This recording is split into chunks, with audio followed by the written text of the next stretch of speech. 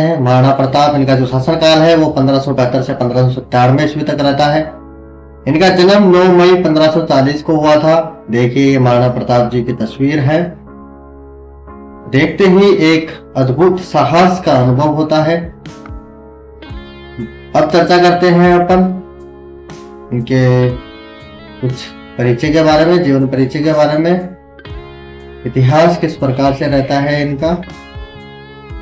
महाराणा प्रताप 1572 से 1597 ईस्वी क्या रहता है इनका शासनकाल रहता है। इनका जन्म 9 मई 1540 को होता है। कहाँ होता है?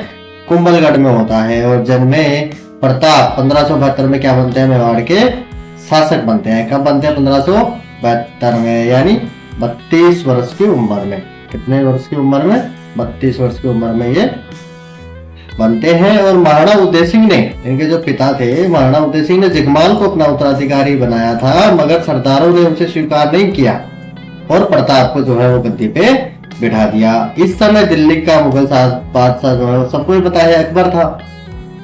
प्रताप के सामने दो मार्ग थे, या तो अकबर की अधीनता स्वीकार कर सुविधापूर्ण जीवन बिताए, या स्वतंत्र अस्तित्व और देश की प्रतिष्ठा बनाए रखें। दूसरा विकल्प चुनने की स्थिति में उसे अनेक कष्ट उठाने थे, उन्हें अनेक कष्ट उठाने थे। फिर भी प्रताप ने दूसरे विकल्प संघर्ष को ही चुना। कौन सा विकल्प को चुना?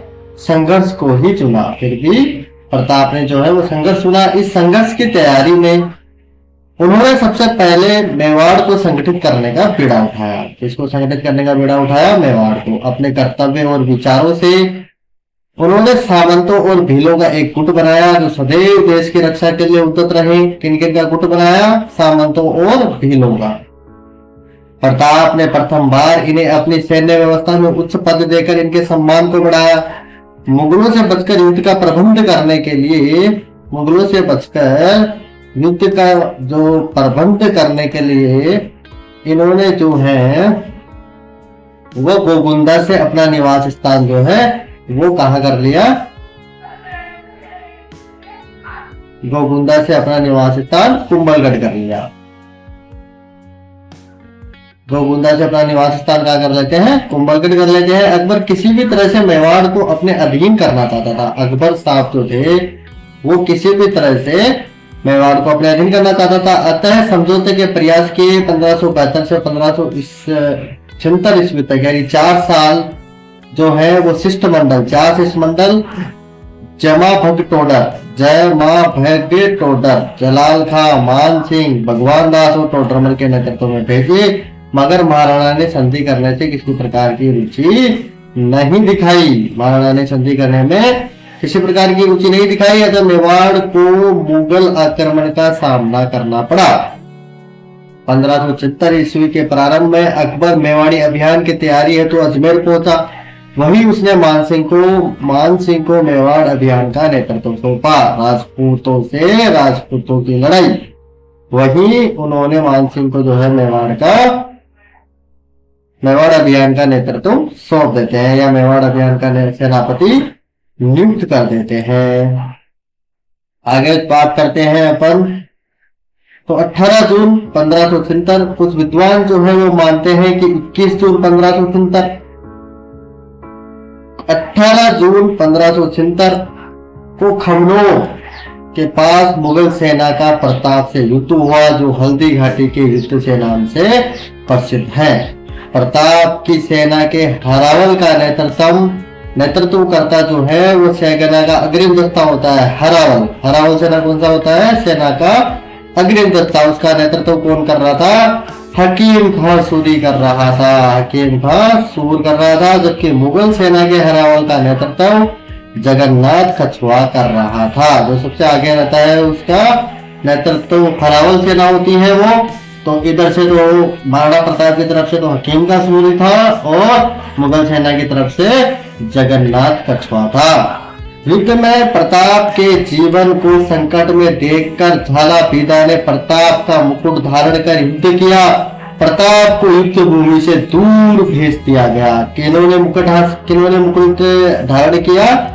झाला पीदा ने मुकुट धारण किया। इस युद्ध का कोई परिणाम नहीं निकल सका। अकबर का उद्देश्य पूरा नहीं हो सका। हल्दी घाटी के युद्ध के बाद महाराणा प्रताप ने पहाड़ों में रहते हुए वहीं से मुगलों को परेशान करने के लिए धावे मारना शुरू कर दिया। इस युद्ध को अबुल फजल ने खमनोर का युद्ध कहा है। अबुल फजल ने खमनोर का युद्ध कहा है। बंदायूनी ने गोगुंदा का युद्ध कहा है। तो कर्नल जेम्स टोड ने हल्दी घाटी का युद्ध कहा है। कर्नल जेम्स टोड ने क्या कहा है? हल्दी घाटी का युद्ध कहा है। समझ में आ गया बात? चलो आगे देखते हैं, आगे बढ़ते हैं अपन। आगे क्या रहता है? 1576 से 1585। कब से कब तक? 1576 से 1585 तक अकबर ने मेवाड़ पर अधिकार के लिए अनेक सैनिक अभियान किए। शाहबाज का अब्दुल रहीम खान के नेतृत्व में सेनाएं भेजी, मगर उन्हें ज्यादा सफलता नहीं मिली। इस कालखंड में दो महत्वपूर्ण घटनाएं घटित हुई। 3 अप्रैल 1578 को भीषण संघर्ष के बाद शाहबाज खां कुंभलगढ़ पर क्या कर लेते हैं? अधिकार करने में सफल हो जाते हैं। 1582 में महाराणा प्रताप ने मुगलों के विरुद्ध दिवेर नामक सैनिक चौकी पर आक्रमण किया। देखो, इस युद्ध में महाराणा प्रताप के पुत्र अमर सिंह ने चौकी पर तैनात मुगल सूबेदार सेरिम सुल्तान खां को ऐसा भाला फेंका कि एक स्टेचू बन गया। वो भाला जो है वो शेरिमा सुल्तान खां को आर पार करता हुआ, घोड़े को आर पार करता हुआ जमीन में जा घुसा और वहीं पे स्टेचू बन गया। एक छोटी सी मेवाड़ी सेना की यह बहुत बड़ी सफलता थी। इसी कारण दिवेर को मेवाड़ का मैराथन भी कहा जाता है। मेवाड़ का मैराथन दिवेर को कहा जाता है। मेवाड़ का मैराथन किसको कहा जाता है? दिवेर को कहा जाता है। और हल्दी घाटी युद्ध को अबुल फजल ने, खमनोर का युद्ध और बंदायूनी ने गोगुया अलग अलग है। दिवेर का युद्ध अलग था। दिवेर का युद्ध जो है वो 1582 में होता है, जो है शेरिमा सुल्तान का मारा जाता है। 1585 के बाद अकबर मेवाड़ की तरफ कोई अभियान नहीं भेज सका।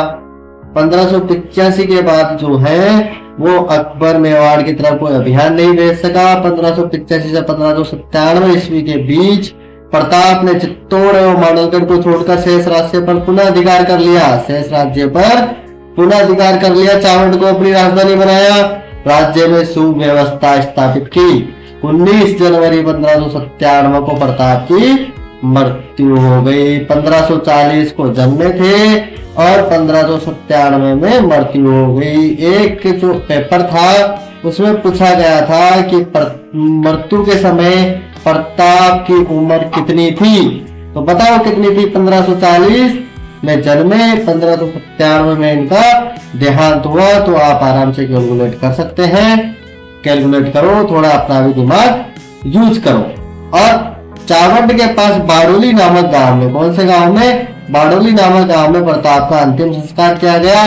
प्रताप के संबंध में कर्नल टोड लिखते हैं कि आल्पस पर्वत के समान अरावली में कोई भी ऐसी घाटी नहीं है जो प्रताप के किसी न किसी वीर कार्य, उज्जवल विजय या उससे अधिक कीर्ति युक्त पराजय से पवित्र न हुई हो। हल्दी घाटी मेवाड़ की थर्मोपल्ली और दिवेर मेवाड़ का मैराथन है। मेवाड़ की थर्मोपल्ली हल्दी घाटी और मेवाड़ का मैराथन दिवेर। बहुत बहुत धन्यवाद। मिलते हैं आगे।